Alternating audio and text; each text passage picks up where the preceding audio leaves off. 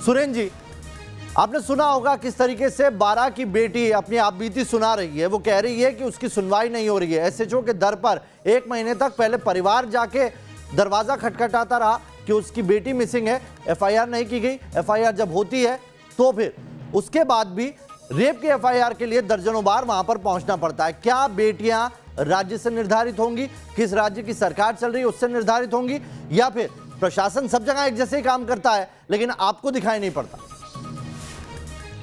नावेद भाई, मैं बहुत स्तब्ध हूँ, दुखी हूँ।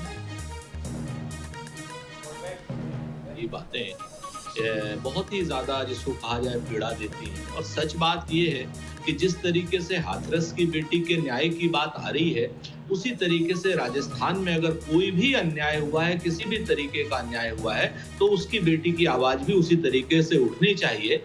और अगर कौन उठाएगा सुरेंद्र जी, कौन उठाएगा? कांग्रेस अगर उठा रही है, कांग्रेस के सारे नेता राहुल गांधी और प्रियंका अगर हाथरस तक पहुंच जाते हैं, तो इस मामले पर एक बयान, एक ट्वीट तक क्यों नहीं आता है? क्या राजस्थान की बेटी आपकी अपनी बेटी नहीं है? नावेद भाई, आप लोग अगर एजेंडे की बात करते हैं तो मैं उस हिसाब से जवाब दूं। नहीं, एजेंडा किसका है सर? क्या पॉलिटिकल पार्टी का एजेंडा है? क्या कांग्रेस को एजेंडा सूट करता है? पहले नहीं, एजेंडा बताइए ना सर। कांग्रेस का एजेंडा है ये कि राजस्थान की बेटी बेटी नहीं है, उत्तर प्रदेश की बेटी बेटी है। वोट बैंक देखेंगे आप रेप में भी? आप हमें जवाब देने देंगे या अपनी बात? अगर आपको अपनी बात कहनी है तो मैं सर, आप बात ही तो नहीं कह रहे ना। आप यहाँ पर पीसी करने नहीं बैठे ना सर, प्रेस कॉन्फ्रेंस करने नहीं बैठे आप। नहीं तो आप भी यहाँ पर अपना भाषण देने तो नहीं बैठे हैं ना नावेद जी। सर, आपसे सीधा सा सवाल है, उत्तर प्रदेश की बेटी अगर बेटी दिखती है, राहुल और प्रियंका जाते हैं, तो राजस्थान के 12 पर अभी तक चुप्पी क्यों है?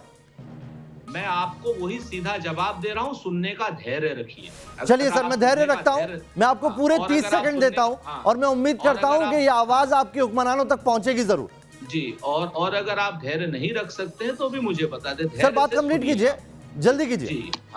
हाँ, मैं वही बात आपसे कह रहा हूँ। 2 चीजें मैं बड़ी स्पष्ट कह दूं, अन्याय कहीं पर भी हो उसका प्रतिकार होना चाहिए। और अगर जिस तरीके से क्या नाम, राजस्थान में अगर कोई अन्याय हुआ है, जिस तरीके से हाथरस में हुआ है, तो निश्चित तौर पर पूरे प्रतिपक्ष को, पूरे मीडिया को उस बात को उठाना चाहिए, मजबूती से उठाना चाहिए। और उतनी मजबूती से उठाना चाहिए कि हुक्मरानों के कान खुलें, चाहे वो सरकार हमारी हो, चाहे वो सरकार भाजपा की हो। हुक्मरानों के कान जरूर खुलने चाहिए।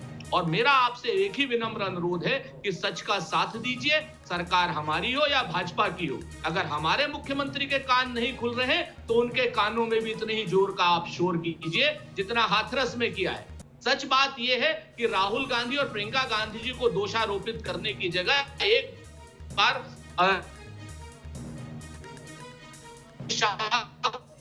जरूर दोषारोपित कीजिए, क्योंकि राजस्थान में सरकार हम हैं और प्रतिपक्ष के लोग हमारे कान फोड़ें, हमारा विरोध करें और कोई धारा 144 नहीं लागू है, कोई वहां का अधिकारी आपको नहीं रोक रहा है, तो निश्चित तौर पर अगर हमने कुछ गलत किया होगा तो जनता हमारे खिलाफ खड़ी होगी। चलिए सुरेंद्र जी, ये बहुत महत्वपूर्ण बात आप कह रहे हैं, बहुत महत्वपूर्ण बात कह रहे हैं आप ये। लेकिन आलोक अवस्थी जी भी जुड़े, उनसे मैं रिएक्शन चाहूंगा और ये भी जानना चाहूंगा आपसे कि क्या आप अपील करेंगे न्यूज नेशन के चैनल पर सीएम गहलोत से कि वो इस मामले में खुद इंटरवीन करें?